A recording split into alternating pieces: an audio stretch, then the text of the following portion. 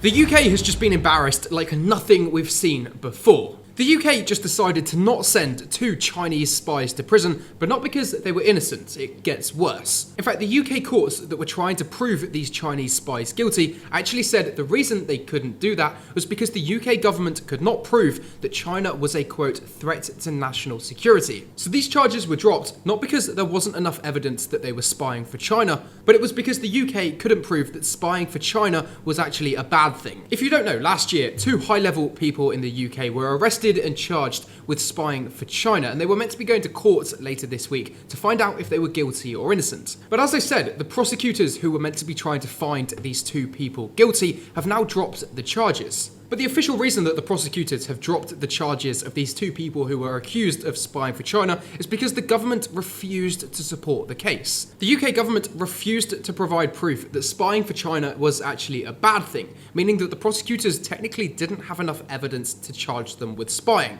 So these people have gotten away with it. I do need to say, these 2 people who were accused of spying for China have always maintained their innocence, and they haven't been found guilty of doing that. But that's not why these charges have been dropped, as I said. But this has actually become really quite a controversial thing in the UK because it's quite embarrassing for the UK government. These 2 people who were accused of spying for China have had the charges dropped, not because they were innocent and there wasn't enough evidence, but because the UK government could not prove that spying for China was a bad thing. If this is true, it's quite bad. Spying for countries you probably shouldn't be able to get away with. But as usual, you can leave me a follow for some more global news like this.